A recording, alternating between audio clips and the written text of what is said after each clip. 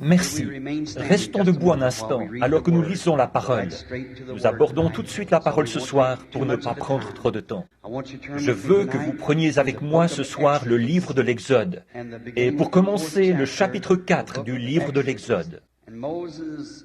Moïse répondit et dit, « Voici, ils ne croiront point, et ils n'écouteront point ma voix, mais ils diront, l'Éternel ne t'est point apparu. » L'Éternel lui dit, « Qu'y a-t-il dans ta main ?»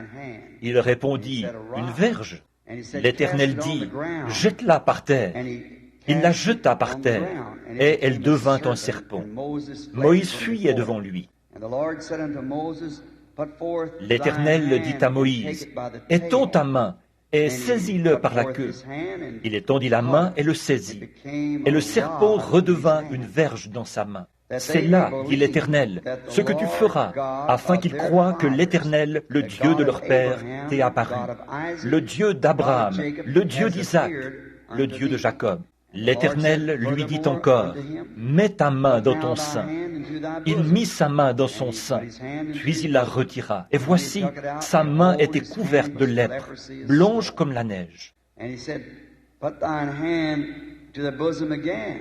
L'Éternel dit, « Remets ta main dans ton sein. » Il remit sa main dans son sein, puis il la retira de son sein. Et voici, elle était redevenue comme sa chair.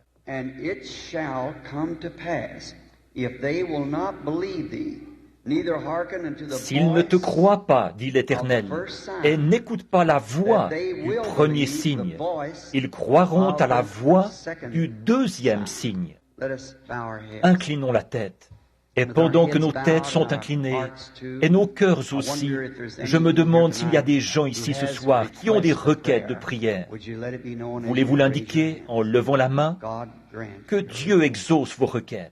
Notre Père Céleste, nous considérons vraiment que c'est un très grand privilège de pouvoir nous approcher de toi par la prière, en venant au nom du Seigneur Jésus. Et il nous a promis que si nous demandions quoi que ce soit en son nom, cela serait accordé. Tu connais le besoin de chacun de nous. Tu sais ce que nos mains levées ont voulu signifier. Je te prie, Père, d'exaucer chaque requête ce soir. Reçois-en la gloire.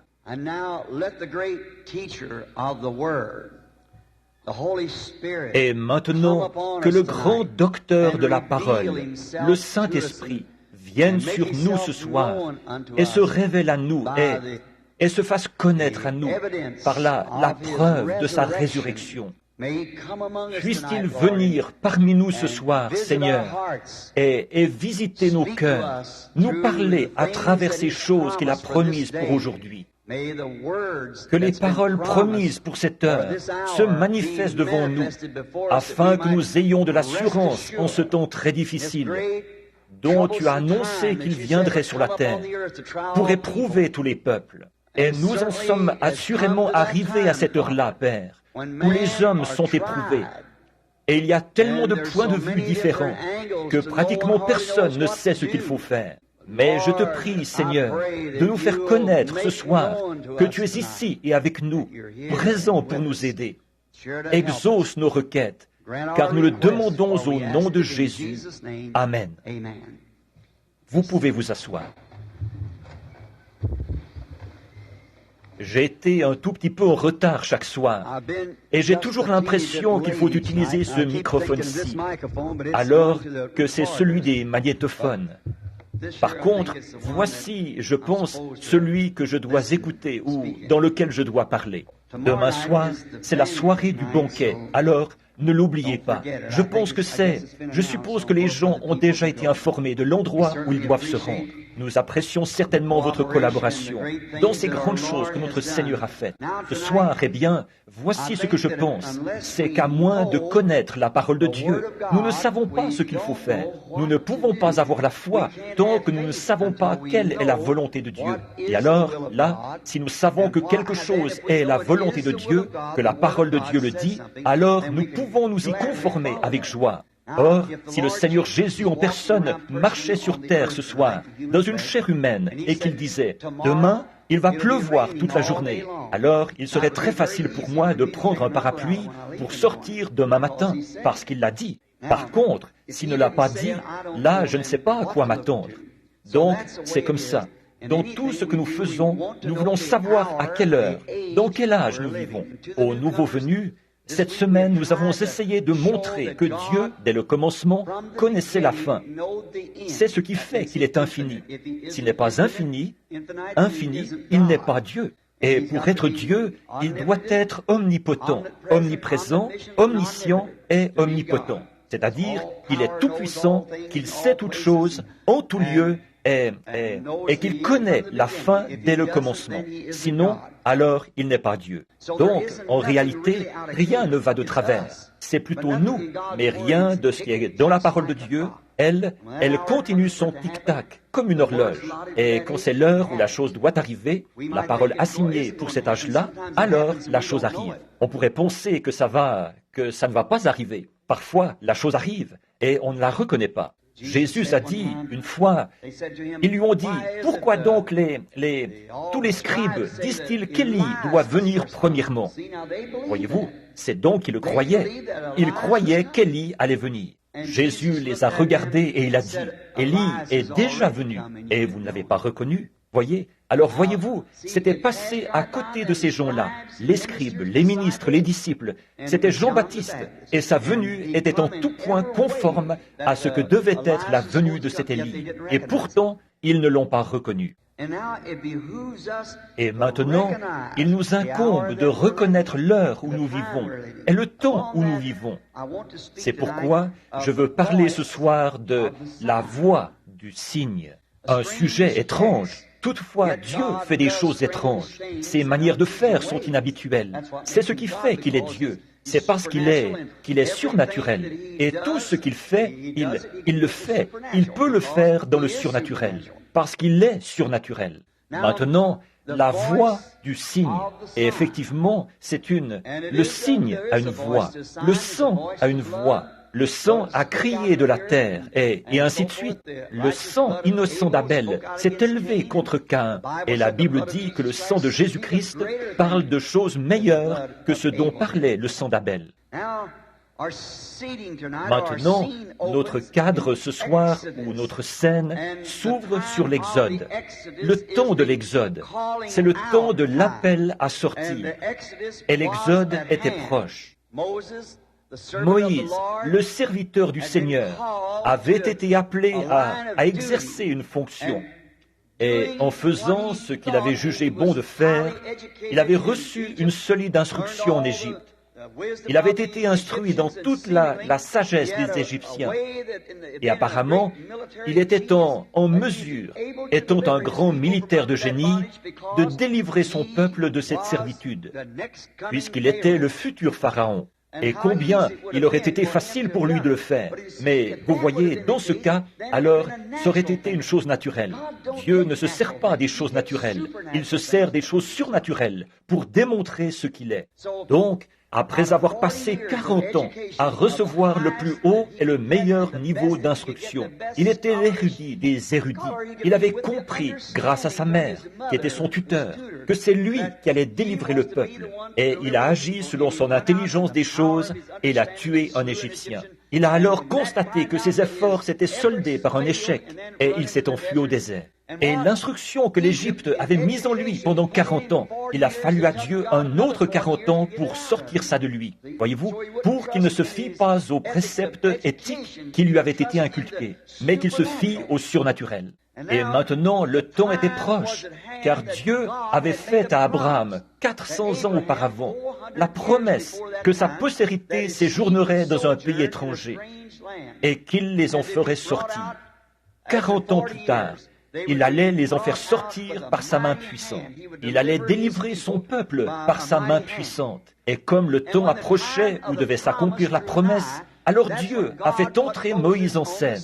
Moïse, après avoir essuyé un échec complet, s'en était allé dans le désert.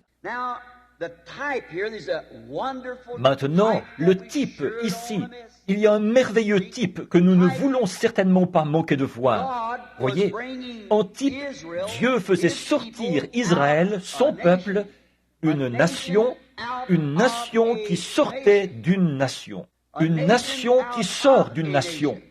Un très beau type d'aujourd'hui. alors que Dieu appelle son épouse à sortir d'une église. Une épouse chrétienne à sortir d'une église chrétienne. Une église épouse à sortir d'une église. Et elle est appelée dans la Bible, désignée. J'ai plusieurs notes et références bibliques sur papier ici pour la leçon de ce soir. Elle est parfois appelée la choisie, l'élu ou le reste de la postérité de la femme. Elle a été appelée l'épouse, ce que Dieu, dans sa prescience, a décrété, c'est-à-dire que l'épouse sorte de l'Église. Voyez-vous, l'ensemble, c'est une Église, mais Dieu retire de cette Église un peuple qui est son épouse. Il a dit qu'il le ferait, et il l'a fait. Remarquez, ou il le fera. Remarquez, voyons comment il a procédé, de quelle manière et comment il a procédé. C'est ce que nous voulons examiner maintenant, au moment où il a fait sortir Israël, comment il a procédé et de quelle manière il s'y est pris. Remarquez, quand est venu le moment où devait s'accomplir la parole promise, Dieu a appelé Moïse par prédestination et l'a choisi afin qu'il remplisse cette tâche. Voyez ? Dieu a toujours exactement la personne qu'il faut au moment voulu. Rien ne fait défaut avec Dieu. Il l'a dit, ça ne peut pas faillir. Si ça faillit, alors Dieu faillit, puisque Dieu est la parole. Remarquez là, la parole devait être manifestée.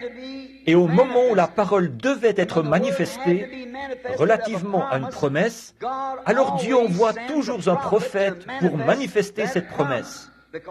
Parce que c'est à lui que vient la parole du Seigneur. Moïse, qui avait été prédestiné en vue de cela, a été appelé à remplir cette tâche. Personne d'autre ne pouvait la remplir. Quand Dieu a appelé une personne à remplir une certaine tâche, personne ne peut prendre sa place. Personne ne peut prendre votre place. Vous êtes particulier. Combien de fois je me suis dit que ça me sourirait de prendre la place d'Oral Roberts, que ça me sourirait de prendre la place de Billy Graham ou de quelqu'un comme ça. Faire comme Billy Graham, aller prêcher en auditoire, inviter les pécheurs à s'avancer à l'autel, ne plus y penser, rentrer chez moi, ne pas être obligé de rester là et continuer à lutter. Je ne peux pas être Billy Graham. Par contre, Billy Graham non plus. Il ne peut pas être moi. Nous sommes tous les deux. Je ne peux pas être Oral Roberts. Oral Roberts ne peut pas être moi. Chacun de vous a une place bien à lui dans l'économie de Dieu. L'un jeûne continuellement et est en communion avec Dieu, tandis que l'autre, lui, il chasse des démons, parce que celui-là jeûne. Mais c'est tout le corps de Christ qui travaille conjointement dans l'unité. Quand on voit ces barrières dénominationnelles qui nous divisent, ça me brise le cœur, voyez-vous, parce que c'est ce qui nous sépare. Nous sommes un. Il n'y a personne d'important parmi nous, personne de grand parmi nous. Nous sommes tous pareils. Nous sommes des enfants de Dieu. Un seul est grand parmi nous, c'est Christ. C'est lui que nous devons reconnaître. Et si nous cherchons à recevoir de la gloire les uns des autres, nous ne pouvons pas avoir la foi, parce que nous avons foi les uns dans les autres. C'est en Christ que nous devons avoir foi. Il est celui parmi nous en qui nous devons avoir foi. Et aussi avoir foi dans ce qu'il est en train de faire et dans ce qu'il nous a donné. Donc, personne ne pouvait prendre la place de Moïse. Peu importe combien il fuyait et combien il essayait de se défiler, Dieu sait pourtant ce qu'il fait. Il savait exactement ce qu'il devait faire pour façonner Moïse. Il fallait que ces choses-là arrivent. Maintenant, regardez bien. Personne ne pouvait prendre sa place. Maintenant, regardez bien. Dieu lui a donné un signe qui allait confirmer son appel et ses affirmations lorsqu'il descendrait en Égypte. Or, Dieu dote toujours le messager d'un signe et d'une voix qui accompagne ce signe. Et ce signe identifie l'homme si c'est quelque chose qui est écrit dans l'Écriture. Comme Jean qui a dit, « Je suis la voix de celui qui crie dans le désert ». Ils ont dit, « Es-tu le Messie ?» Il dit, « Je ne suis pas le Messie, mais je suis la voix de celui qui crie dans le désert ». Comme a dit Ésaïe le prophète, il pouvait s'identifier clairement. Et donc, nous constatons là que Dieu, toujours, ne change jamais sa manière de faire. Il ne peut pas changer. Dieu fait tout exactement de la même manière. Quand il il met en place les éléments de son système. Comme je le disais l'autre soir, il a pris une décision. L'homme allait être sauvé par le sang répandu d'un innocent. Nous avons cherché par tous les autres moyens de procurer le salut à l'homme. Nous avons cherché à l'emmener quelque part, là où nous avions bâti une ville. C'est ce que Nebuchadnezzar a fait. Et ils ont bâti une tour. C'est ce que Nimrod a fait. Ils ont eu la loi, ils ont eu des temples, ils ont eu des églises, ils ont eu des organisations, ils ont eu des systèmes pédagogiques, des systèmes dénominationnels pour essayer d'amener l'homme à Dieu. Tout ça a complètement échoué. Ça va toujours échouer. Il faut en revenir à ce sang répandu. La manière de Dieu de faire les choses est déclarée dans sa parole. Et cette parole est l'entière révélation de Jésus-Christ. On ne peut rien y ajouter, ni rien en retrancher. Quiconque fera cela, la Bible dit que sa part sera retranchée du livre de vie de l'agneau. S'il y ajoute ou en retranche quoi que ce soit, prenez-la simplement telle qu'elle est écrite. La Bible n'a besoin de personne pour l'interpréter. Dieu est son propre interprète. Il l'interprète en faisant s'accomplir ce qu'il dit. Avec ça, c'est réglé. Si Dieu l'a dit et qu'il l'a accompli, cela suffit. Elle n'a besoin d'aucun interprète. La Bible dit qu'elle ne peut être un objet d'interprétation particulière. La manière de Dieu de faire les choses, toujours fidèle aux signes qu'il envoyait, il le faisait suivre de sa voix, et ce, toujours, depuis que Dieu envoie un signe sur la terre. Or, Dieu ne fait jamais rien, dit la Bible, sans l'avoir d'abord montré à ses serviteurs les prophètes. Bon, si ça c'est faux, alors tout le reste est faux, voyez-vous. Il ne fait jamais rien sans l'avoir montré. Et ce voyant, ce prophète, doit être identifié, c'est-à-dire que ce qu'il prophétise, nous voyons en Nombre 12, 6, que ce qu'il dit arrive. Alors croyez-le. Mais si cela n'arrive pas, alors ne le croyez pas. Et pour ça, il faut, peu importe tout ce qu'il dit et combien la chose arrive, et tout. Si ça ne correspond pas à la parole, alors c'est encore faux. Il faut que ce soit en harmonie avec la parole. Il faut que ça cadre avec la parole, comme signe pour l'époque en question, l'époque où ces gens vivent. Or, ceci, Dieu l'avait promis, de délivrer son peuple par une main forte. Maintenant, au moment de cette parole, il n'a pas appelé un sacrificateur, il n'a pas appelé un rabbin, il n'a pas appelé un cadre, il a appelé un berger, là-bas, sur la montagne, un fugitif, un prophète né et prédestiné, qui ne voulait pas remplir sa tâche. Quand vous entendez des gens dire qu'ils désirent être ceci, cela ou autre chose, être quelque chose, remarquez, Dieu ne les utilise jamais.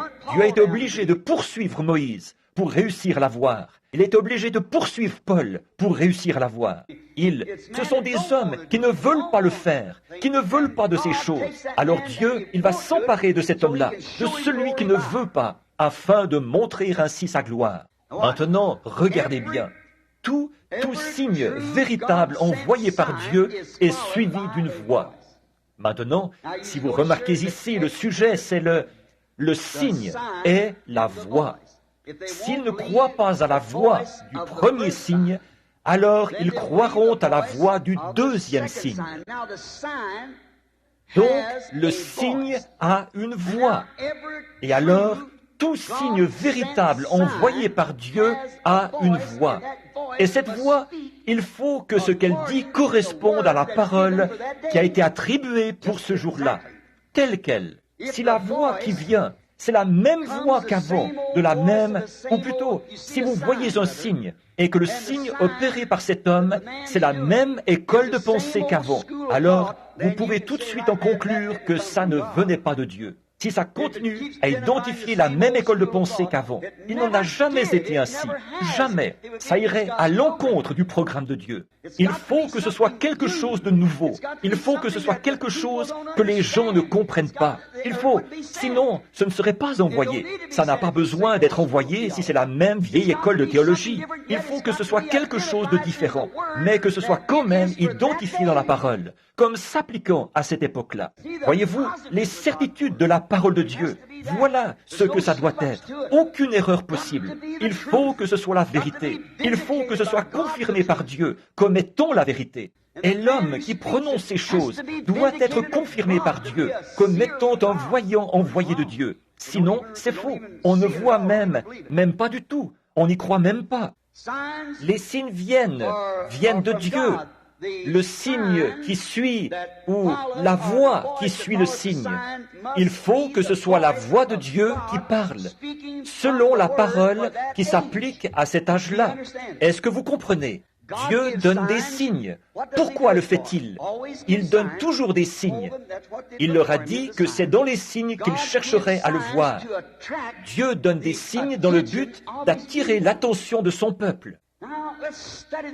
Maintenant, examinons ceci à fond. Voyez-vous, les signes sont donnés dans le but d'attirer l'attention des gens. En effet, quand un signe envoyé par Dieu est donné, c'est que Dieu est sur le point de parler. Dieu est sur le point de parler quand le signe est donné. Si ce signe vient du ciel, il vient de Dieu, et Dieu est sur le point de parler. Il cherche à attirer l'attention des gens. Et la parole vient à son prophète, et le prophète est identifié par le signe qui l'opère. Ensuite, il en vient à la parole, et la parole est manifestée. Avec ça, c'est réglé. Ça n'a pas besoin d'interprétation. Dieu en a déjà fait l'interprétation. Voyez-vous, c'est tout ce qu'il y a de plus parfait. Maintenant, remarquez, Dieu donne les signes dans le but d'attirer l'attention des gens. Ici, le buisson ardent était le signe qui devait attirer le prophète. Le buisson ardent. Moïse était derrière le désert. Il faisait paître ses brebis. Lui, un vieux berger de 80 ans, à longue barbe, il marchait le long d'un vieux sentier familier, peut-être par une matinée chaude. Et tout à coup, il y a eu un buisson en feu, et ce buisson ne se consumait pas. Eh bien, ça, c'était tout à fait inhabituel. Or, Moïse, qui était un savant, effectivement, puisqu'il avait été instruit dans toute la sagesse des Égyptiens, et ceux-ci étaient de plus grands savants que ceux que nous avons aujourd'hui. Donc, comme il était un savant, on se serait attendu à ce qu'il dise. Bon, je vais aller voir quelle sorte de produits chimiques on a vaporisé sur ce feuillage pour que cet arbre ne se consume pas. Voyez-vous, s'il avait abordé ça d'un point de vue scientifique, il ne lui aurait jamais parlé. Et c'est pareil aujourd'hui, alors que nous cherchons à aborder cela d'un point de vue scientifique, par le moyen d'études et de l'instruction. Vous passerez à 1000 lieues de Dieu. Abordez cela comme Moïse, qui avait ôté ses souliers, humble, l'humilité. Donc, c'était là le signe qui devait attirer le prophète. Maintenant, ce signe-là, il doit avoir une voix. Et quand cette voix a parlé, si elle n'avait pas été scripturaire, je ne crois pas que le prophète l'aurait écouté. Mais regardez combien la voix qui accompagnait le signe était scripturaire. C'était la preuve que c'était Dieu. En effet, il a dit, « J'ai entendu les gémissements de mon peuple, et je me souviens de la promesse que je leur ai faite. » Vous voyez, le signe, puis la voix scripturaire derrière le signe. Or, ça montre exactement ce que je viens d'étayer. Il faut que ce soit un signe qui vient de Dieu, et si c'en est un, il y a une voix scripturaire derrière celui-ci en rapport avec la promesse de cette époque-là. Non pas la même école qu'avant, les rabbins et tout ça, eux, ils avaient étudié dans ces écoles, avec tout toujours pareil, les sacrificateurs et tout le reste. Mais voici quelque chose de nouveau, et c'est scripturaire, c'est une promesse. Et il y a un signe pour attirer le prophète. Et alors, il a dit, bon, avant de descendre là-bas, il lui faut quelque chose qui l'identifie comme prophète, voyez-vous, pour que les gens puissent ensuite l'accepter. Il a dit, ils n'admettront pas que le Seigneur m'est apparu. Il a dit, alors je te donnerai 2 signes à opérer, et cela attirera l'attention des gens. Et une fois que leur attention aura été attirée, alors dis-leur ces paroles.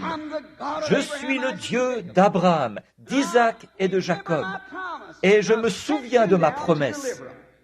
Je t'ai envoyé pour les délivrer, et je serai avec toi. Avez-vous remarqué son premier signe? Il y a eu toutes sortes d'imitations de celui-ci. Tout le monde essayait de jeter un serpent. Ça c'est, si ce n'est pas là, la tendance générale chez les gens. Je ne sais pas ce qui le sera, voyez-vous? Mais quelle sorte de voix avait-il derrière cela? Rien. La voix égyptienne du monde. Pourtant, il pouvait opérer le signe, mais il n'avait pas la voix derrière celui-ci pour l'appuyer.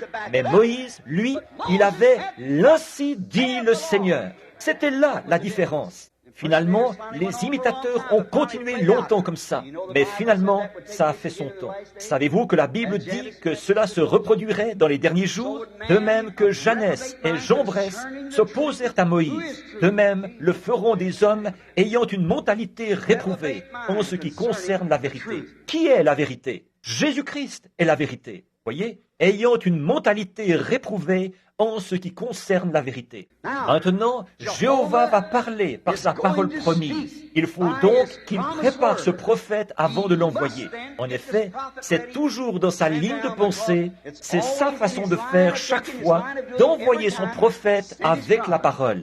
Et il confirme ce prophète. Et là encore, c'est un signe promis. Le prophète lui-même est un signe. La Bible le dit. Quand vous voyez s'écouler des laps de temps et qu'ensuite vous voyez venir, considérez l'histoire de la Bible, étudiez-la. Chaque fois qu'on voyait s'écouler un laps de temps assez long, mais juste au moment où on voyait apparaître un prophète, là, c'était un signe de jugement. Dieu était sur le point de juger le monde. Quand ou la nation, ou le peuple, quand on voyait arriver un prophète. J'ai déjà apporté une prédication là-dessus. Les frères qui enregistrent, vous vous en souviendrez. Un signe véritable qu'on néglige. Ils le négligent toujours.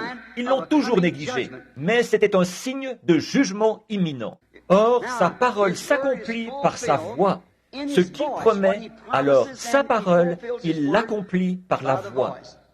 La venue d'un prophète est un signe avertisseur d'un jugement imminent.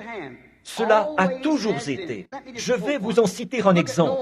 Regardez Noé, qui a fait son apparition dans les jours du monde antédiluvien. Un prophète qui prophétisait. Qu'est-ce qu'il y a eu? Le jugement s'est abattu aussitôt après. Moïse est arrivé en Égypte, un prophète confirmé, accompagné des signes d'un prophète. Qu'est-il arrivé? Le jugement s'est abattu sur l'Égypte tout de suite après. Élie est entré en scène, le prophète, et il a prophétisé à Achab et à cette nation-là. Qu'est-il arrivé? Le jugement s'est abattu sur elle tout de suite après. C'est vrai. Jean-Baptiste est venu. Il était un signe. Il était un prophète. Il était un signe prophète venu sur la terre. Les gens savaient que, quand il viendrait, le Messie parlerait après lui. Forcément, parce qu'il fallait atteindre les élus. Le but de ceci, c'est d'atteindre les élus, ceux qui sortent, comme du temps de Noé, comme du temps d'Élie, les 7000 ou les 700, ou quel que soit le nombre de ceux qui n'avaient pas fléchi le genou, de les appeler à sortir. Jean a appelé les élus à sortir, et il a remis ceci entre les mains de Christ quand il est venu. Il lui a remis son Église en disant « Il faut que je diminue et que lui croisse. » Parce que, il a dit, « Je ne suis pour lui qu'une voix qui crie dans le désert. Préparez le chemin du Seigneur. » Et Jésus est venu de la même manière. C'est ce qui prépare les élus à entendre la voix de Dieu. Voilà, c'est ça le signe prophétique. Oh, si vous suivez ces messages, préparez les élus, pas les autres. Eux ne l'entendront jamais. Ce sont les élus qui sont appelés. Vers qui cet ange qui a opéré ce signe à Sodome est-il venu? Vers Abraham et son groupe. Tenez-vous éloignés de Sodome. Elle va être brûlée. Voyez, Jésus a promis que ça se reproduirait de nouveau, vous savez, pour cette Sodome-ci. Maintenant, remarquez, qu'est-ce que cela a pour effet? De préparer les élus à recevoir l'abri prévu par Dieu, comme à l'époque de Noé et ainsi de suite. Et qu'est-ce que cela a pour effet? De condamner l'incroyant intellectuel à recevoir le jugement. Cela a toujours été. Quand on repousse la miséricorde, il ne reste plus que le jugement. Donc, cela prépare l'intellectuel et l'incroyant à recevoir le jugement. Parce que, qu'est-ce qu'ils font? Ils condamnent la chose. C'est pour cette raison que les Juifs ont mangé leur propre chair. C'est pour cette raison que le sang a ruisselé jusqu'à l'extérieur de la ville. Quand Titus, le grand général romain, l'a assiégé, c'est parce qu'ils avaient rejeté le Saint-Esprit. Le jugement était inévitable, parce qu'ils s'étaient moqués de cela. Jésus leur avait dit, au moment où il avait appelé Belzébul, alors il avait dit, « Je vous pardonne ». L'expiation n'avait pas été faite, mais il a dit, « Quand le Saint-Esprit sera venu faire la même chose, de parler contre lui ne sera jamais pardonné. » Et cela n'a jamais été pardonné à cette génération-là. C'est vrai. Le jugement pour l'incroyant s'est présenté dans ce but-là, pour éclairer le croyant et pour plonger l'incroyant dans les ténèbres. Tout comme la colonne de feu, elle éclairait pour permettre de traverser vers le pays promis. Elle plongeait dans les ténèbres ceux qui ne croyaient pas. C'est ce que font toujours les signes de Dieu.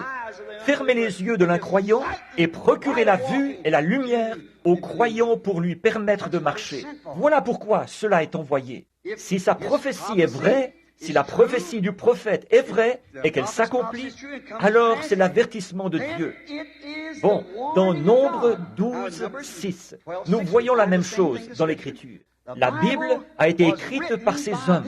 Or, si nous lisons dans 2 Pierre 1, 21, il y est dit « C'est poussé par le Saint-Esprit qu'autrefois des hommes ont écrit la Bible ».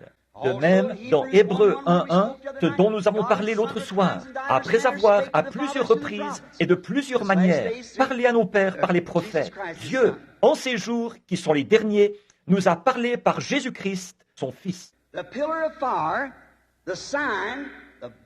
La colonne de feu, le signe, la voix où la voix allait parler. La colonne de feu dans le buisson, c'était une voix impressionnante qui indiquait que Dieu était sur le point de parler. Remarquez que ce soit clair là, ne manquez pas ceci. Quand Myriam s'était moquée de son frère Moïse, elle qui était prophétesse, quand elle s'est moquée de lui et que Dieu est descendu dans cette colonne de feu, Moïse a su que Dieu était sur le point de parler. C'était un signe. Et la voix qui accompagnait ce signe a dit, « Ne craignez-vous pas Dieu ?» Il a dit, « Il n'y a personne dans ce pays comme mon serviteur Moïse. » Ils ont fait la même chose quand ils se sont soulevés et qu'ils ont dit qu'il y avait, quand Dathan s'est soulevé et quand Corée, dans la révolte de celui-ci, il y a d'autres hommes saints à part toi. Tu te crois le seul du groupe. Tu avais destiné Moïse à remplir cette tâche. Et alors qu'il voulait amener un autre groupe de gens à les suivre, qui voulait former une organisation, il a dit, « Sépare-toi d'eux, je vais les condamner, je vais les consumer. » Et c'est ce qu'il a fait. Le monde les a emportés. Maintenant, nous voyons que cela a toujours été la manière de faire de Dieu. La colonne de feu indique que la voix est sur le point de parler.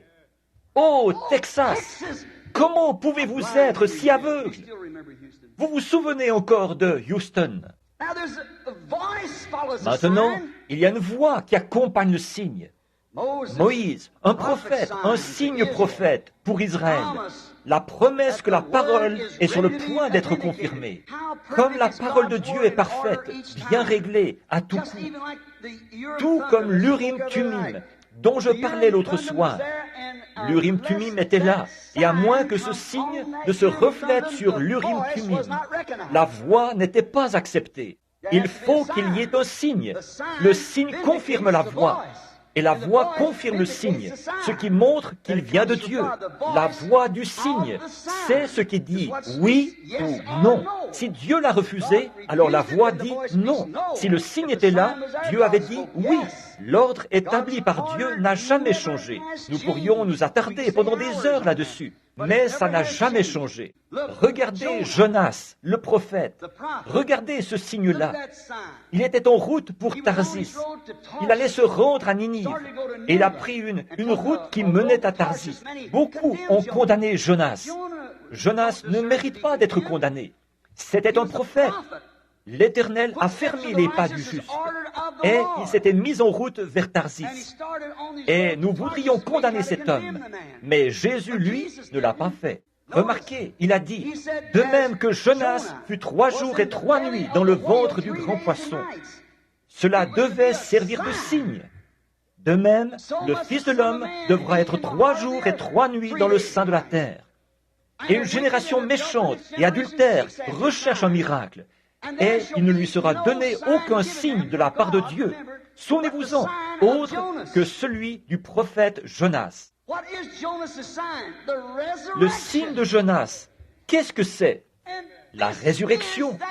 Et cette génération-ci est cette génération sodomite, adultère, en adultère spirituel, commettant des fornications spirituelles contre la vérité de Dieu, se moquant d'elle. Une génération méchante et adultère recherchera un miracle et elle le recevra. Ce sera le signe de la résurrection. Regardez Jonas. Ces gens-là, c'étaient des païens et c'était une grande ville commerciale. Son industrie principale était la pêche. On expédiait du poisson partout dans le pays. Les hommes de là-bas étaient pêcheurs. C'était leur métier. C'étaient des païens qui se livraient au culte des animaux et des idoles. Et ils étaient devenus très méchants, tout comme cette nation l'est actuellement, remplie de sexe et de Hollywood et de toutes sortes de choses, jusque dans les églises même. Et remarquez ce qui se passe. Eh bien, parfois, même le sex appeal est qualifié de moderne dans l'Église. Comment cette nation pourrait-elle subsister alors qu'elle soutient ce genre de choses? Vous vous dites chrétien et vous réglez votre conduite sur ce genre de choses. Comment pourrait-elle subsister? Comme mon bon ami Jack Moore l'a dit il y a des années, si Dieu ferme les yeux sur ce qu'a fait cette nation, il sera obligé, en tant que Dieu juste, de ressusciter Sodome et Gomorrhe pour s'excuser auprès d'elle de les avoir brûlés. Vous êtes voués au jugement. Il faut l'admettre. Il n'y a pas moyen de faire autrement. Notez ça dans vos Bibles. Je deviens vieux. Vous verrez si elle ne va pas être jugée. Si j'ai une longévité normale, une durée de vie normale, je serai là pour voir cela. Encore quelques années, et ce sera là. Jonas, ils étaient tous là en train de pêcher vers midi. Et voilà le Dieu de la mer qui arrive, la baleine, qui s'avance en vitesse vers le rivage et vomit le prophète sur le rivage. Quel signe! Dieu leur a apporté son prophète, muni d'un message. Là, ils ont vu le signe, ils croient à ce signe. Mais maintenant, le message, qu'est-ce que c'est? Repentez-vous! Voilà la voix du signe. La voix du signe, c'est « Repentez-vous, sinon dans 40 jours, vous périrez ». Ils ont eu assez de bon sens pour se repentir. Jésus a dit « Ils condamneront cette génération parce qu'ils se sont repentis à la prédication de Jonas ». Il y a ici plus que Jonas. La voix, c'était « Repentez-vous, sinon dans 40 jours, vous périrez ». Jean, le prophète, apparut, le signe d'un prophète qui apparut, alors qu'ils n'avaient pas eu de prophète depuis 400 ans. Ils avaient eu tous les intellectuels. Je vois d'ici le gâchis dans lequel ils se trouvaient. 400 ans sans prophète, mais le moment de la venue du Messie approchait. Or Jean, qui était prophète, était le signe que le Messie était sur le point de parler. La voix du signe. En effet, dans Malachie 3, nous voyons « J'enverrai mon messager devant ma face ». Élie devait venir devant sa face. Et Élie est venu. Jean, avec l'esprit et la puissance d'Élie, est venu et a fait exactement ce que les Écritures avaient fait. Et ils n'ont pas compris. C'est ce que dit l'Écriture. Il était le signe, un signe prophète, qui indiquait que le Messie allait parler. Ce prophète le savait. Il le savait si bien qu'il a déclaré, « Eh bien, au milieu de vous, il y a quelqu'un en ce moment. Ce Messie dont je parle est au milieu de vous. Je ne suis pas digne de délier ses souliers. C'est lui qui baptisera du Saint-Esprit et de feu. Moi, je baptise d'eau pour ramener à la repentance. Mais il vient après moi. Il est au milieu de vous en ce moment. » Un jour, il a vu s'approcher un jeune homme. Il a vu cette colonne de feu, sous la forme d'une colombe, qui descendait du ciel. Une voix dit, « Celui-ci est mon fils bien-aimé, en qui je me plais à demeurer. » Il est dit là, « En qui je me plais à demeurer. » C'est simplement le verbe qui précède l'adverbe. Donc, c'est pareil. « En qui je me plais à demeurer. » Ou « Lui en qui je me plais à demeurer. » Ça ne change rien à l'affaire. Remarquez, je me plais à demeurer en lui. Jean a dit, j'en rends témoignage.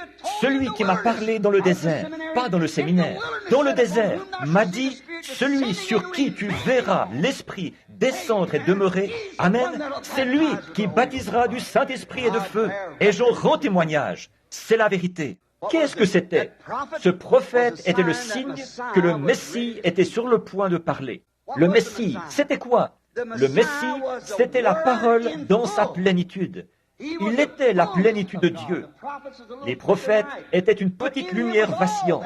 Mais en lui, il y avait toute cette lumière, dans ce Messie, car il était le Dieu manifesté, qui s'était fait Emmanuel, Dieu parmi nous dans une chair humaine. Le Messie était sur le point de parler. Et remarquez, la Bible dit que la parole du Seigneur vient au prophète. Or, voici Jean, celui de qui Jésus a dit qu'il était le plus grand prophète qui ait jamais vécu. Jésus l'a dit dans Matthieu chapitre 11. Qu'êtes-vous allé voir? Un homme agité par tous les vents? Cette dénomination-ci qui dirait « Je te donnerai plus, tu n'as qu'à faire ceci. » Pas Jean, non, non. Un homme qui se laisse marcher sur les pieds? Le fait? Non. C'était un prophète rude et qui ne mâchait pas ses mots. Êtes-vous allé voir un homme en grande tenue qui porte la soutane? Il a ajouté, non, eux, ils demeurent dans les palais des rois. Ils marient les jeunes, ils embrassent les bébés, ils enterrent les vieux. C'est ce jour-là. Ils ignorent tout d'une épée à 2 tranchants. Alors, qu'êtes-vous allé voir? Un prophète? Il a dit, plus qu'un prophète. Bien sûr, il était le messager de l'Alliance, celui que Dieu avait promis d'envoyer. Et remarquez, voici Jean qui est dans l'eau en train de baptiser et qui dit, il vient. Et voici la parole qui n'est plus au ciel, mais qui a été faite chair. La parole est faite chair. Qu'est-ce qui arrive ensuite? Quel est l'ordre établi dans l'écriture de Dieu? La parole est venue au prophète, juste là, dans le désert, juste là, dans ce bassin d'eau. La parole est venue au prophète. Jean a levé les yeux et il a dit, c'est moi qui ai besoin d'être baptisé par toi. Et ce cher vieux frère, le docteur Davis, de l'Église baptiste missionnaire, qui m'a baptisé dans la foi chrétienne, s'il est ici ce soir, je ne dis pas ça pour le blesser. C'est qu'il habite ici, au Texas, dans la région de Davis Mountains. Mais je me souviens qu'un jour, nous avions discuté là-dessus. Je n'étais qu'un jeune homme. Et j'ai dit, ça ne sonne pas juste, docteur Davis. Il disait, ce qui est arrivé, c'est qu'à ce moment-là, Jésus a baptisé Jean, après quoi Jean a baptisé Jésus, parce que Jean n'avait pas été baptisé. Ça ne me semblait pas juste.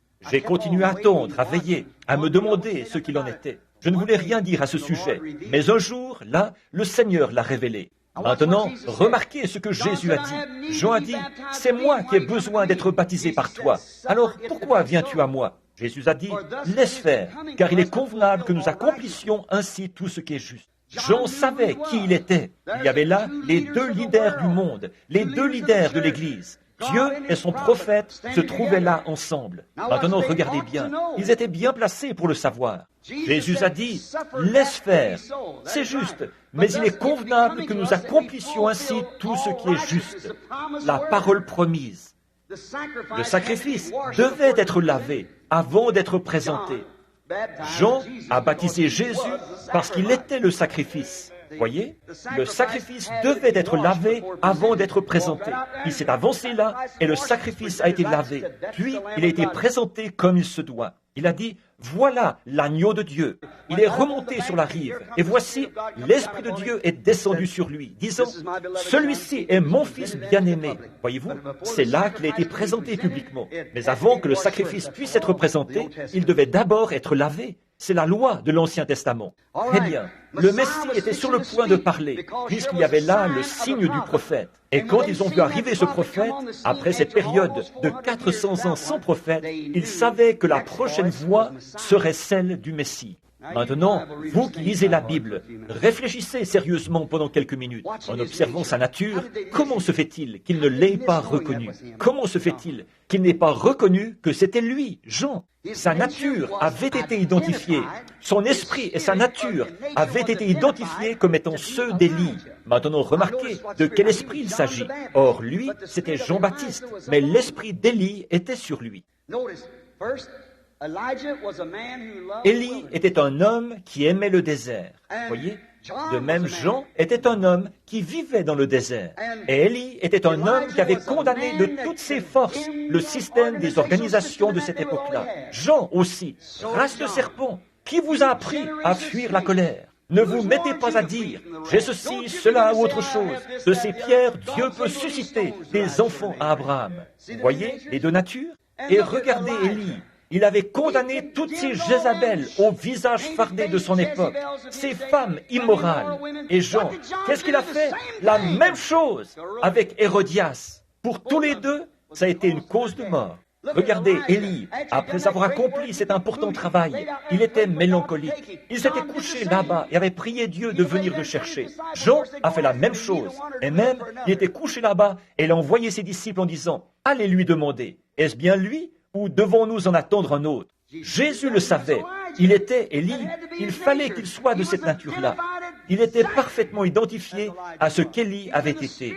Il avait l'esprit d'Élie. Cet esprit-là, il doit venir à 5 reprises être utilisé. Élie, Élisée, Jean, Malachie 4, et ensuite pour les Juifs. Les derniers jours, nous y sommes ce soir, l'esprit d'Élie. Remarquez, bon, aujourd'hui, je veux que vous considériez les prophètes Achab contemporains que nous avons aujourd'hui. Ils laissent leur Jézabel se couper les cheveux, se farder le visage, porter des shorts, fumer la cigarette, faire n'importe quoi. Ce n'est pas grave. Nos prophètes Achab d'aujourd'hui, ils suivent la tendance de leurs écoles, bien sûr. Ils mènent les gens par des credos faits de main d'homme et par des dénominations. Qu'est-ce que c'est? Des prophètes Achab. Nous avons besoin qu'un autre Michée entre en scène. Ou, du temps d'Achab, c'est Élie qui était entré en scène. C'est lui qui a été promis. Il mène les gens en les laissant suivre la voie qui leur plaît. Sinon, si on ne les traite pas bien de ce côté-ci, ils iront de ce côté-là, adhérer à ceci, tout en continuant à maintenir leur profession de foi chrétienne. Eh bien, ils n'ont jamais été sauvés au départ. Leur nature même le prouve. Peut-on cueillir des raisins sur un arbuste épineux? Peut-on faire produire des pastèques à un plant de citrouille? Leur nature même démontre qu'ils ne veulent avoir rien à faire avec la parole. Ils s'en moquent et la blasphèment, alors qu'il est écrit « Ainsi dit le Seigneur ». Ces choses doivent arriver. Ils tournent cela en dérision, ils s'en moquent. Ce n'est pas étonnant que Jésus ait dit « La reine du Midi se lèvera avec cette génération dans les derniers jours, et elle la condamnera, parce qu'elle est venue des extrémités de la terre pour voir un homme qui avait un don de sagesse. » Il a dit « Il y a ici plus que Salomon. » Bien sûr, Salomon, son époque a été l'une des époques les plus glorieuses. Les gens ont tous eu foi dans ce don que Dieu leur avait donné en Salomon. Et sa renommée s'était répandue partout. Qu'en serait-il de nous, les gens d'aujourd'hui? Nous autres, Américains, nous cherchons toujours à élaborer un programme anticommunisme. Le programme de Dieu, le voici. Repentez-vous, tournez-vous vers Dieu. Un programme? Si les gens agissaient simplement en fonction de celui-là, on ne penserait plus au communisme. Alors que tout Israël avait cru à ce don que Dieu leur avait donné. Si l'Amérique voulait simplement croire au don que Dieu nous a donné en ces derniers jours, son Fils, sous la forme du Saint-Esprit, ressuscité des morts, vivant parmi nous selon sa promesse. Si seulement nous chérissions cela, ça n'atteindra que les élus, car nul ne peut venir à moi si mon Père ne l'attire. Et tous ceux que le Père m'a donnés, ils viendront. Il suffit de semer la semence. Elle tombe, une partie de ce côté-ci, une partie de ce côté-là. Mais on sème la semence de toute façon. Elle prendra racine, où qu'elle se trouve. Ils saisiront. Remarquez, ils en étaient là. Et nous voyons qu'à cette époque, Achab, cette nation-là, avait amené ces Israélites à faire tout ce qu'ils voulaient, tout en continuant à faire profession d'être Israélites. Oh, Élie a condamné cette génération-là de tout son être. Et Dieu a confirmé ce qu'il était. Il était prophète. Juste avant la venue, Jean a fait la même chose. Il s'est avancé tout droit en Israël. On avait marié cette femme à Hérode, la femme de son frère Philippe. Il s'est avancé tout droit vers lui.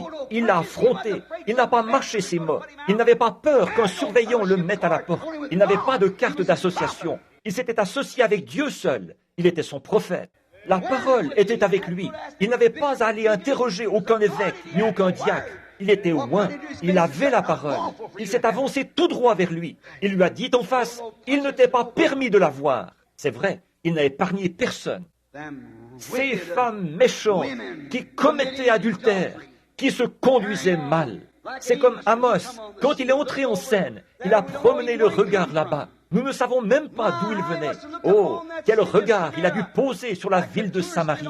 Les touristes, eux, la trouvaient toute belle, avec ses prédicateurs qui étaient tous en harmonie avec les nations, et de connivence avec les nations et avec tout le monde. Mais on y vivait toujours dans le péché.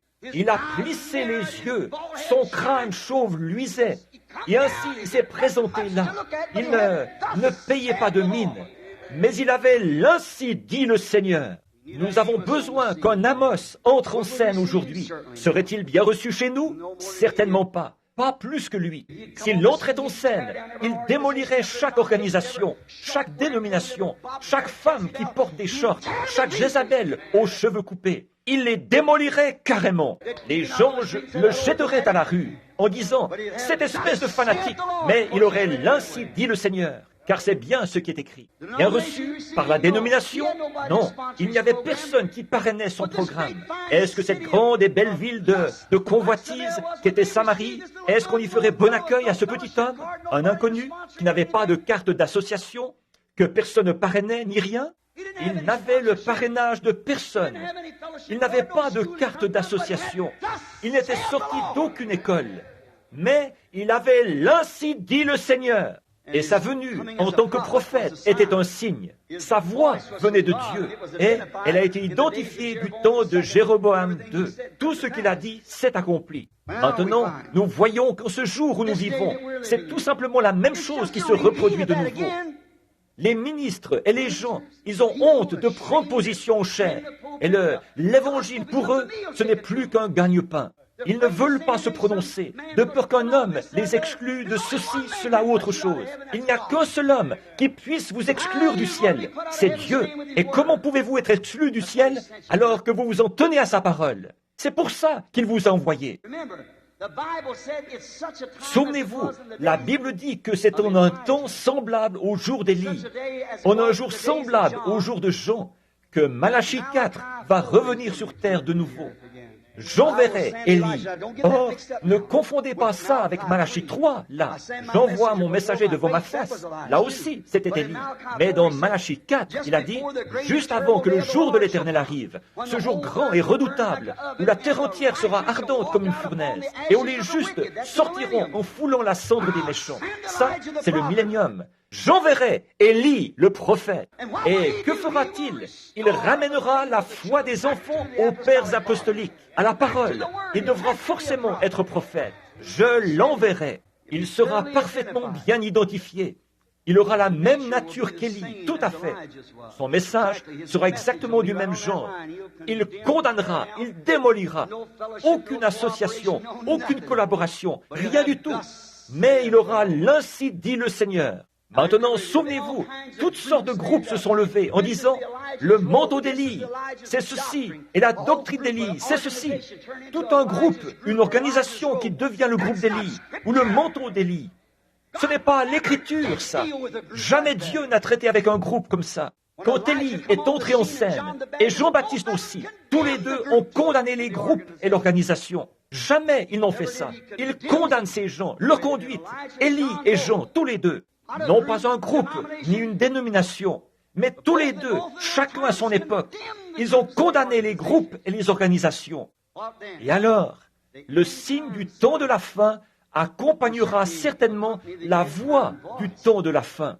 Élie doit entrer en scène, un homme loin de cet esprit-là, un homme des bois et tout, un amoureux des bois qui entrera en scène pour confirmer ça. Bon, maintenant regardez bien ce que dit l'Écriture. Comme ça, vous ne serez pas séduits. Voyez-vous, le signe du temps de la fin est la voix du temps de la fin. Jamais Dieu n'a traité avec un groupe, nulle part dans l'Écriture. Il traite avec un seul individu, parce que tous les hommes sont différents les uns des autres.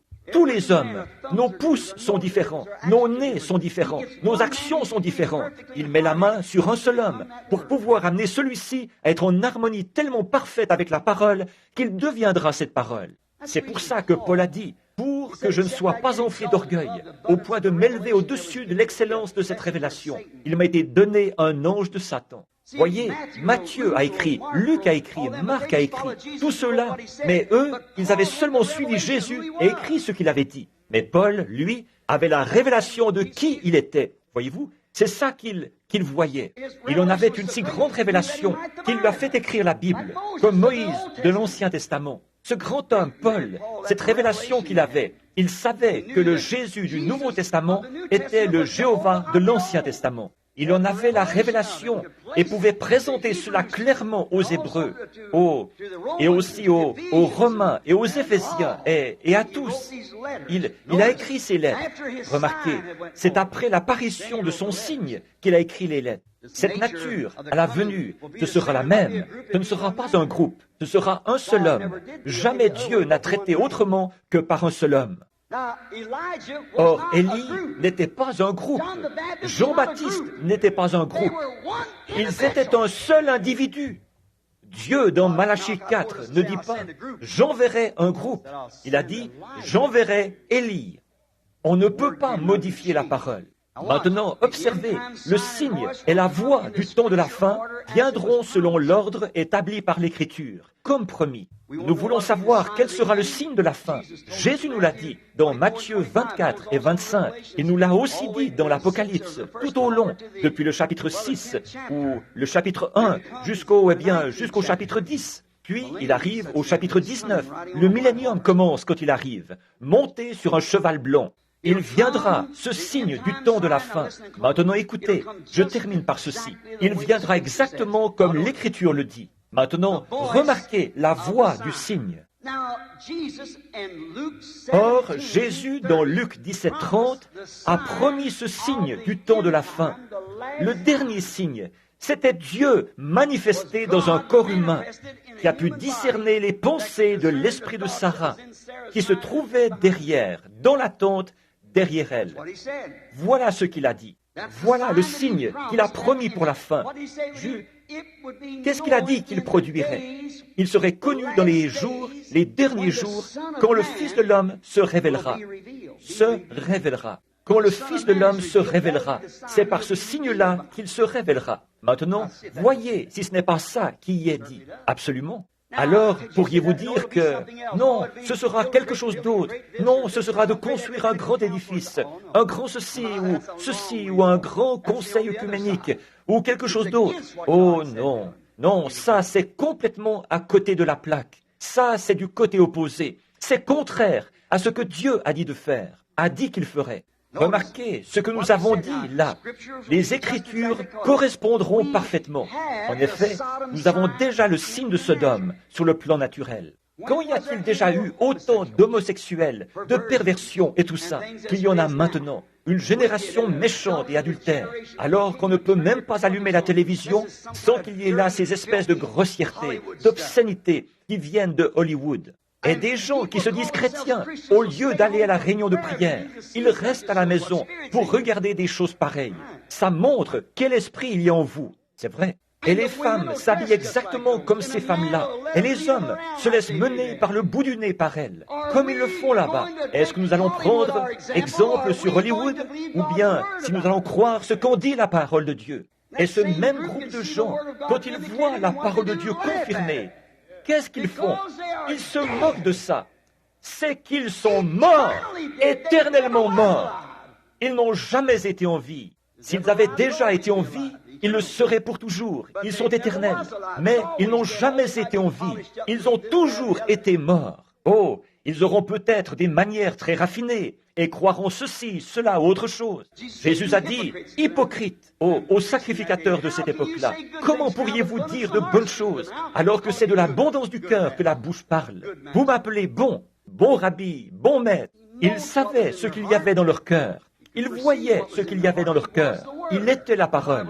La Bible dit, la parole de Dieu est plus tranchante qu'une épée à deux tranchants. Elle discerne les pensées qui sont dans le cœur. Donc, ce signe de Sodome est réapparu sur le plan naturel. Et si tout est bien en place, exactement tel que ça doit être sur le plan naturel, alors comment pouvez-vous faire abstraction du plan spirituel? Pensez qu'il n'est pas ici en même temps. Les deux cadres sont là. Oui, sur le plan naturel, ça, tout le monde est d'accord que c'est vrai. Mais sur le plan spirituel, ça, ils ne veulent pas le croire, parce que ça dérange leur doctrine. Luc 17 est le signe. Luc 17 est le signe dont Jésus a parlé. C'est-à-dire que dans les derniers jours, les nations, les églises et les peuples seraient exactement comme c'était à Sodome. Le monde des nations, juste avant que Sodome ait été brûlé. Et qu'il y aurait un groupe qui serait dans la tente, comme Abraham. Retournez voir, alors que Jésus a dit, il en sera comme au temps de Sodome. Retournez voir comment c'était à Sodome. Il lisait la même Bible que nous, la même Bible. Maintenant, retournez voir comment c'était. Il y avait là un groupe élu, appelé à sortir, le groupe d'Abraham. Eux attendaient un fils promis. Les Sodomites, eux, n'en croyaient rien. Et il y avait celui qui était tiède, le membre d'église qui se trouvait dans Sodome. Regardez ces 3 anges qui sont venus à chacun d'eux. Observez quels signes ils ont opérés. Alors, vous verrez au milieu de quels signes nous vivons. Alors, voilà quel sera le signe. Et la voix du signe, ce sera Malachie 4, de ramener les gens à la foi apostolique des pères. Voilà le signe, voilà la voix qui concorde parfaitement avec l'Écriture. Voyez, le signe, c'est le signe qu'il y a eu à Sodome. Dieu manifesté dans des êtres humains. Il a dit, où est ta femme Sarah? Il a dit, elle est dans la tente, derrière toi. Il a dit, je vais te visiter au temps fixé, comme je te l'ai promis. Et il a dit, Sarah, qui était derrière lui, a dit, comment est-ce possible? Alors que je suis une vieille femme et lui, un vieil homme comme mon mari là-bas. Elle a dit, nous, il n'y a rien de cela entre nous. Elle a dit, c'est carrément impossible. Il a dit, pourquoi Sarah a-t-elle douté de cela? En disant dans son cœur, comment cela? Et Jésus a dit que cela se répéterait. Or, souvenez-vous, Abraham a appelé cet homme Elohim. Dieu. Ça ne pouvait être que lui. Pourquoi? Il a pu discerner les pensées. Et il est arrivé exactement au temps marqué. Et Elohim, le Saint-Esprit, pas une autre personne, la même personne, reviendrait dans l'Église et ferait la même chose. Et ce serait ça le signe. Et la voie, ce serait de les appeler à revenir à la parole, de ramener la foi des enfants au Père. Voilà le signe et la voie. Généralement, les signes, on les accepte, mais la voix, non. Les gens n'aiment pas la voix, mais le signe, ça, ils l'acceptent. Généralement, ils l'acceptent. Ils aiment le signe, parce qu'ils aiment regarder ça. Ça les divertit. Mais la voix, ça, ils ne veulent pas l'accepter. Souvenez-vous, donc, la voix. Reportez-vous de nouveau à la parole. Le signe messianique de Jésus, selon Ésaïe 35. Le boiteux sautera comme un cerf, et tout ça. C'était merveilleux. Oh, ça, ils l'ont accepté. Ça, c'était bien. Ça, ils y ont cru. Ils ont cru au signe. Viens, Rabbi, à mon église. Nous t'apporterons notre entière collaboration. Bien sûr, nous croyons en toi. Tu es le merveilleux. Tu es le rabbin. Tu es le jeune prophète. Viens. Toute la collaboration possible. Le signe est merveilleux. Mais quand la voix s'est fait entendre et a dit, moi et le Père, nous sommes un. Oh là là, ça, ils ne pouvaient pas le croire. Tu te fais Dieu.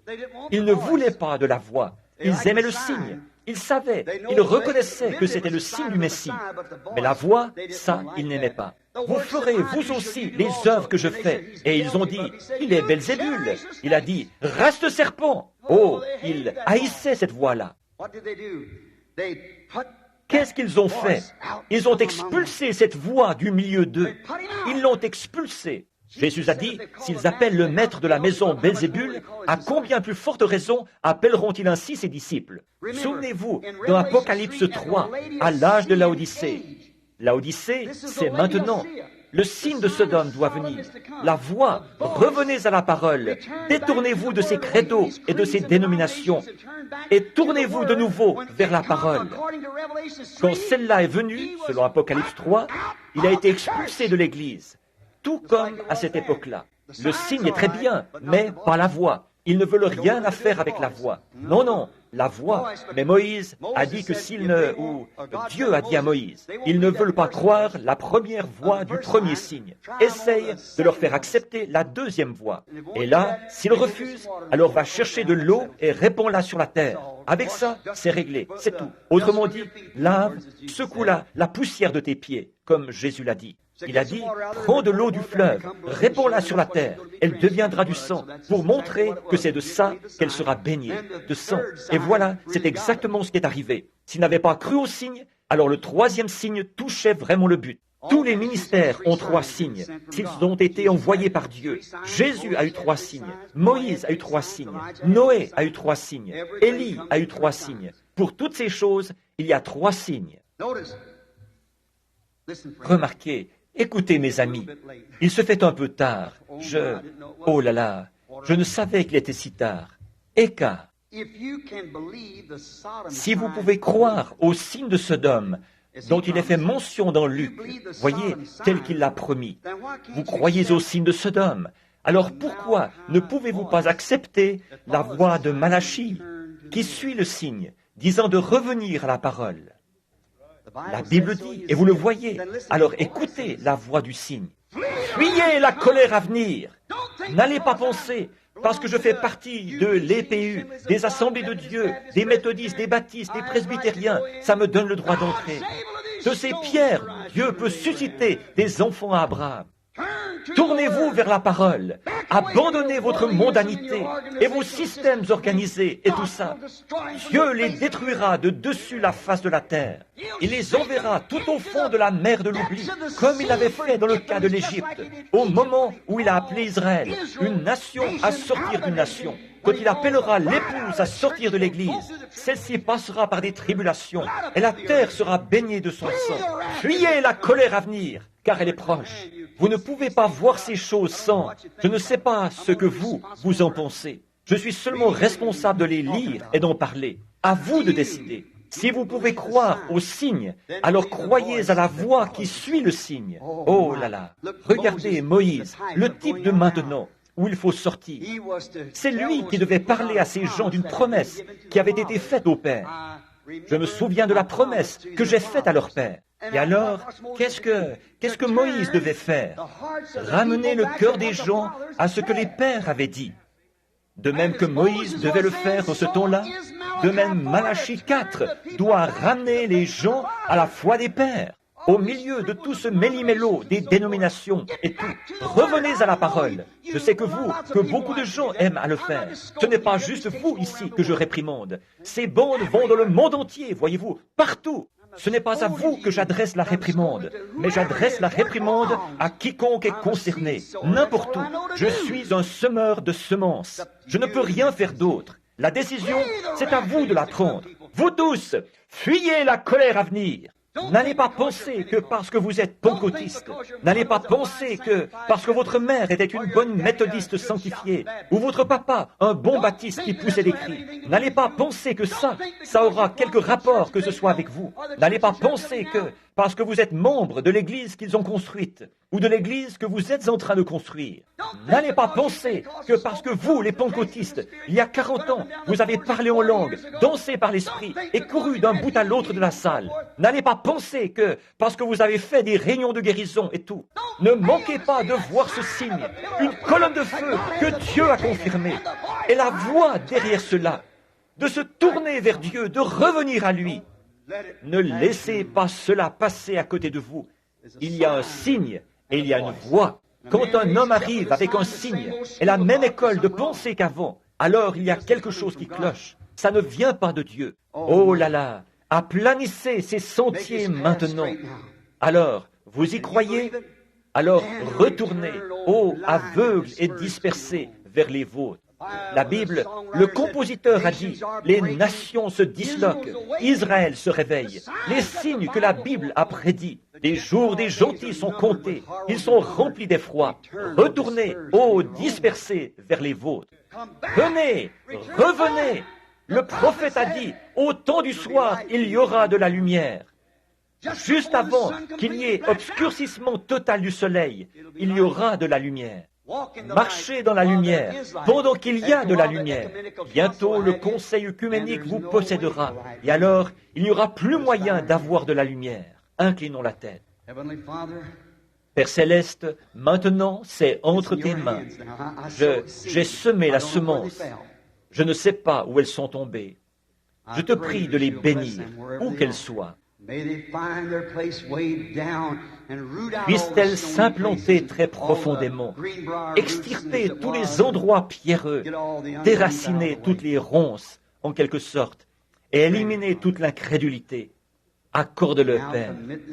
Nous te remettons maintenant ceci, au nom de Jésus-Christ. Amen. Pendant que vous avez la tête inclinée, les yeux fermés, demain soir, il y aura un banquet. C'est aux pécheurs de la ville que si le Seigneur le veut, que je devrais parler. En ce moment, je parle à une assemblée mélangée.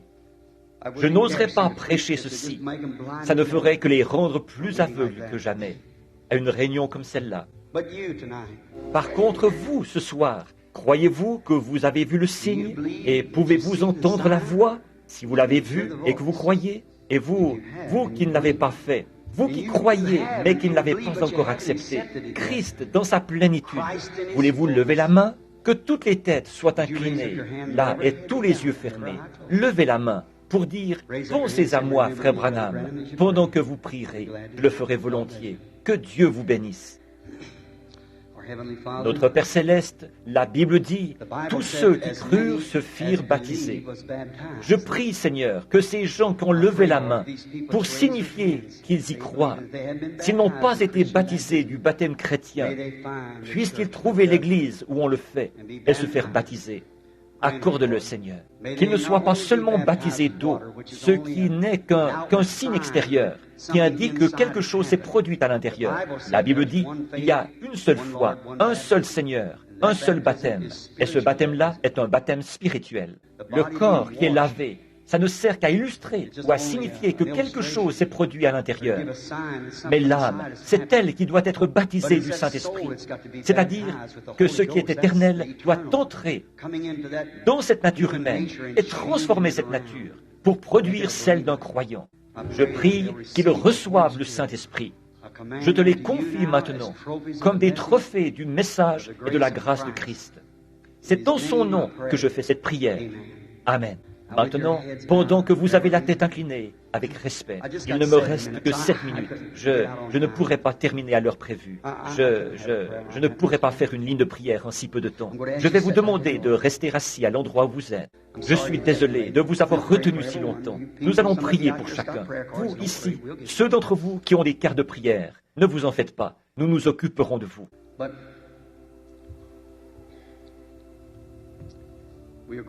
Mais nous allons simplement voir si le Saint-Esprit voudra bien nous révéler quelque chose maintenant. Si vous croyez en lui et que vous croyez que ceci est le signe, souvenez-vous, cet ange, il était un homme. Il a mangé, il a bu en présence d'Abraham. Et pourtant il a pu, alors même que Sarah était dans la tente, il a pu discerner les pensées qui étaient dans son cœur. C'était ça le signe. Il était la parole. Maintenant, si seulement la parole pouvait venir à nous, alors, dans ce cas aussi, il a promis d'accomplir la même chose. Maintenant, vous qui êtes dans l'auditoire, qui n'avez pas de carte de prière et qui savez que vous ne serez pas dans la ligne, moi, je ne peux pas discerner de qui il s'agit à moins que le Seigneur me le montre. Et vous croyez que Dieu, bien sûr, guérit les malades. Je veux que vous croyiez en ce moment, pendant ces quelques minutes, et priez simplement. Dites, Seigneur Jésus, je sais que cet homme qui est en train de parler, c'est un homme. Seulement, il m'a dit il nous a dit ce soir, et il nous l'a démontré, que le Saint-Esprit, que le monde ne peut pas le tuer. Ils ont pu tuer Jésus quand il était en chair. Ils l'ont mis à mort. Mais maintenant, il est ressuscité. Dans son état glorifié, on ne pourra plus jamais le tuer. Et il a dit, encore un peu de temps, et le monde ne me verra plus. Mais vous, les prédestinés, ceux qui ont été destinés à la vie éternelle, l'Église, l'épouse, vous me verrez, car je serai avec vous et même en vous jusqu'à la consommation. Vous ferez, vous aussi, les choses que je fais. Toutes ces promesses qu'il a faites. Or, je sais que quand il était ici sur terre, Dieu était en lui. Il était Dieu, il était la plénitude de Dieu, il était toute la parole de Dieu manifestée. La Bible est toujours Dieu, la parole, et il y a une partie de la révélation qui doit encore être révélée. Et il a dit que dans les derniers jours, alors que le monde serait redevenu comme Sodome, le Fils de l'homme se révélerait, et que le signe de Sodome réapparaîtrait. Alors la voix appellera les gens à revenir, ceux qui ont été destinés à la vie. Nous savons que, quand il était ici, des millions de gens sur cette terre n'ont jamais su qu'il y était. C'est qu'ils n'avaient pas à le savoir, voyez. Il est venu à ceux qui avaient été prédestinés à le voir. Maintenant, priez, restez bien tranquilles là. Ne bougez pas, où que vous soyez, dans les balcons, aux étages inférieurs, où que vous soyez, ne bougez pas. Restez assis bien tranquillement et priez. Dites, Seigneur Jésus, la Bible dit dans Hébreux 4 que tu es maintenant même un souverain sacrificateur qui peut compatir à nos infirmités. Et nous te voyons sur terre, quand tu étais ici sur terre. À un moment donné, une simple femme a touché ton vêtement. Tu t'es retourné et tu as dit, qui m'a touché? Elle a eu beau se cacher, mais sa foi avait été identifiée. Jésus lui a parlé de sa perte de sang. Elle lui a dit que sa foi t'a sauvé. Or, il est ce même souverain sacrificateur. S'il est le même hier, aujourd'hui, éternellement, il devra agir de la même manière, si vous le touchez. Alors, qu'est-ce que ça implique? Il faut donc qu'il y ait une chair humaine sur terre pour faire entendre sa voix. Je suis le cep, vous êtes les sarments. Il n'y a pas moyen de passer à côté, mes amis. C'est tout simplement l'Écriture. C'est la vérité. Vous, les ministres là derrière, vous croyez ça? Maintenant, dans l'auditoire, soyez vraiment respectueux et priez. Dites, Seigneur Jésus, permets que je touche ton vêtement. Et vous voyez, la personne la plus près de moi est à une distance de 20 pieds ou plus. Je ne connais absolument personne dans l'auditoire. En fait, je ne vois personne que je connais vraiment, assis là ce soir, à part Pat Tyler, qui est assis ici à l'avant, un ami à moi. Il y a des gens sur des lits de camp, des brancards. Hier soir, nous avons vu un malade qui était étendu sur un brancard. Et cet homme s'est levé et est reparti en marchant. Pourquoi pas vous ce soir? Voyez-vous, croyez seulement. C'est tout ce que vous avez à faire. Sa présence produira le résultat. Il est ici. Vous devrez vous tenir à ses côtés pour qu'il vous ressuscite au dernier jour. Maintenant, vous qui croyez, s'il vous semble que vous l'atteignez par votre prière, regardez par ici maintenant. Comme Pierre et Jean l'ont dit, regarde-nous. Et il regardait attentivement. Cet homme regardait attentivement, car il s'attendait à voir quelque chose. Il a dit, « Je n'ai ni argent ni or, mais ce que j'ai. Or, la guérison, je n'ai pas ça. Mais ce que j'ai, un don de Dieu, je vous le donne. Si vous le croyez seulement, Dieu l'accomplira. Tout ce que je vous demande, c'est d'y croire. Ce que j'ai, je vous le donnerai. Si vous le croyez, Dieu l'accomplira. Essayez seulement. Tenez, tenez, c'est ici en ce moment même. Amen. J'aime ça. Il y a une dame assise juste ici. Elle est assez corpulente. Elle est assise juste ici, au bout. Avez-vous une carte de prière, madame? Assez corpulente. Vous n'avez pas de... Juste ici. Vous n'avez pas de carte de prière? Oui. Vous n'avez pas de carte de prière? Mais vous croyez? Vous n'avez pas besoin de carte de prière si vous croyez. Ma voix résonne. C'est pour ça que c'est difficile d'appeler les gens comme ceci. Mais essayez de m'écouter aussi attentivement que possible. Je ne vous connais pas. Vous n'avez pas de carte de prière. Donc, vous ne serez pas sur l'estrade. Si Dieu me révèle quel est votre problème, croirez-vous, que ce serait là exactement la même chose, comme il avait révélé à cette femme quel était son problème, à la femme au puits, à Sarah, ce qu'elle avait dit et tout? Le croyez-vous? Vous croyez que tout irait bien? Vous souffrez d'une maladie du sang, d'un problème de sang. Si c'est exact, levez la main. Très bien. Vous ne l'avez plus maintenant. Ça devient lumineux au-dessus de vous. Jésus-Christ vous a honoré. Or, je n'ai jamais vu cette femme de ma vie. Mais alors, qu'est-ce que c'est? Ça ne peut être que l'esprit. Maintenant, vous pouvez dire, comme les pharisiens, c'est le diable. Eh bien, vous recevez leur récompense. Vous dites, c'est Christ. Vous recevez la récompense de Christ. Moi, je crois que c'est la parole qui s'identifie en ces derniers jours. Ce n'est pas moi.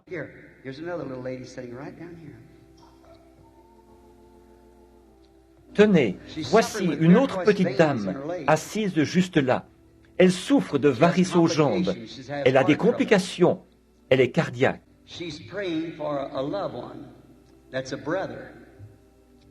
Elle prie pour un être cher. C'est un frère. Maintenant, elle pleure. Elle est en contact. Ce frère est dans un état très grave. C'est un diabétique. De plus, il y a une autre ombre sur lui. C'est un pécheur. Vous priez pour lui. C'est exact.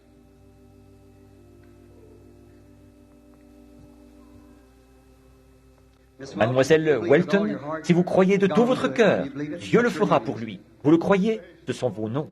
Or ça, est-ce différent de ce que Jésus avait dit à Simon? Ton nom est Simon, tu es le fils de Jonas. Ayez simplement la foi. Ne doutez pas. Croyez-le de tout votre cœur. Si vous le croyez, Dieu l'accomplira. Si vous pouvez simplement... Tenez, il y a une petite dame assise juste là. Elle regarde droit vers moi, ici. Elle est plutôt rouquine. Elle a les cheveux ramenés en arrière. Ne voyez-vous pas cette lumière, de couleur plutôt ambrée, qui tournoie au-dessus de cette femme? Elle sait que c'est en train de se produire en ce moment, parce qu'elle la sent. Elle est tellement près d'elle qu'elle ne peut pas ne pas la sentir. Si c'est exact, madame, levez la main. Voilà. Or, je vous suis totalement inconnu. Je ne sais absolument rien sur vous. Mais vous étiez assise là, en train de prier. C'est vrai. Si c'est vrai, faites signe de la main. comme ceci. Maintenant, si Jésus-Christ est le Fils de Dieu, et c'est ce qu'il est, un souverain sacrificateur assis à la droite de Dieu, quant à moi, je suis simplement ici en vertu d'un don, en étant moi-même en me détachant carrément de tout raisonnement humain, en n'utilisant pas ma propre pensée. C'est un moyen de détendre mon esprit et ma pensée, et de simplement laisser Dieu entrer. Croyez-vous moi, Dieu sait que je ne vous connais pas, et vous le savez aussi. Alors là, si Dieu me révèle quel est votre problème, ou quelque chose que vous attendez, que vous désirez, ou autre, croyez-vous que Dieu peut faire ça? Vous avez des problèmes de dos. Ça, c'est l'une des choses pour lesquelles vous priez. Et vous avez des problèmes avec vos yeux. Croyez-vous que Dieu les guérira et les rétablira? Vous le croyez? Vous le croyez? Croyez-vous que Dieu peut me dire qui vous êtes? Madame Hallman, croyez de tout votre cœur maintenant. Ce que vous avez demandé vous sera accordé. Croyez-vous? Voici une femme âgée, assise juste un peu en arrière d'elle, là. Elle est en train de prier, elle aussi. Elle est atteinte du diabète. J'espère qu'elle ne manquera pas ceci. C'est juste au-dessus d'elle. Elle est assez âgée. Un instant. Puisse le Seigneur m'aider maintenant.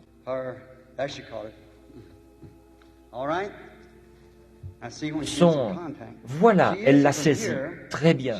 J'ai vu le moment où elle est entrée en contact. Elle n'est pas d'ici. Elle est de la Louisiane. La ville d'où elle vient est un endroit appelé Singer, en Louisiane.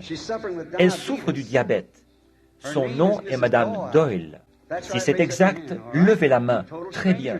Je lui suis totalement inconnu. Je ne l'ai jamais vu de ma vie. Mais Jésus-Christ, le Fils de Dieu, sait tout sur vous.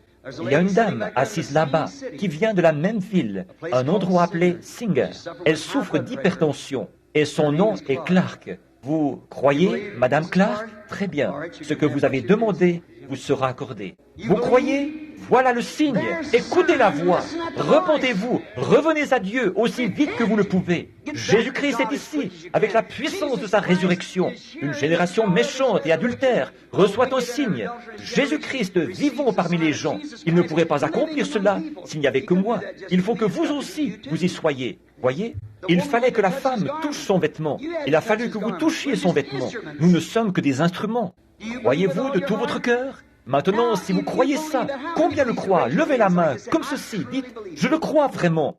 Bon, si vous le croyez, Jésus a dit ceci, voici les signes qui accompagneront ceux qui auront cru.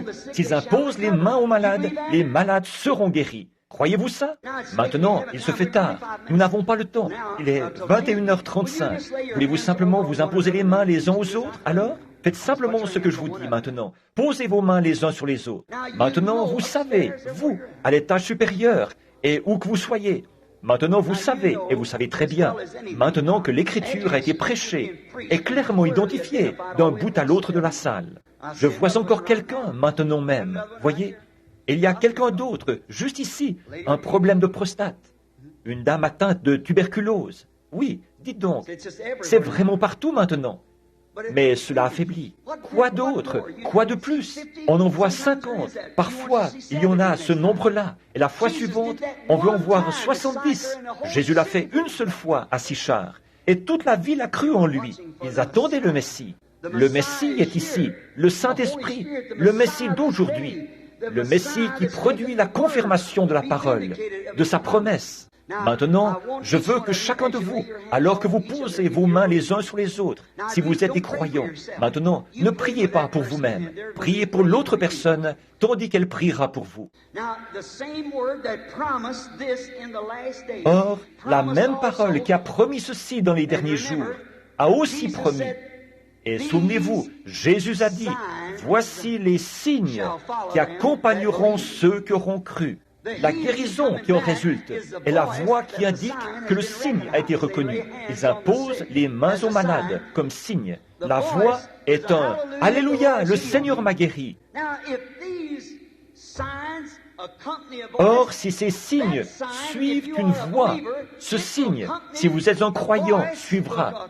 La voix suivra le signe. Si je vous présente ce signe que je vous ai dit venir de Dieu et que Dieu a promis pour aujourd'hui, il a été présenté si parfaitement que seul un incrédule pourrait ne pas y croire. Voyez? Puis voilà Dieu qui vient le confirmer pour le prouver. Maintenant, il est ici. Maintenant, chacun de vous, priez de la même façon que vous priez dans votre église. Que ce soit silencieusement ou à haute voix, peu importe. Priez pour la personne sur laquelle vous avez posé vos mains, parce qu'elle est en train de prier pour vous. Et maintenant, levez les yeux.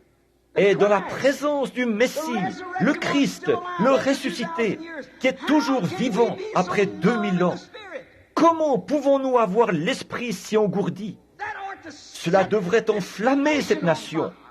Cela devrait amener Beaumont à se repentir, à prendre le sac et la cendre. Mais le fera-t-elle? Non. Mais vous qui l'attendez et qui croyez qu'il le fera et qu'il tiendra sa parole, c'est à vous, là, que la promesse est donnée. Posez vos mains sur quelqu'un et priez, pendant que moi, je prierai pour vous ici.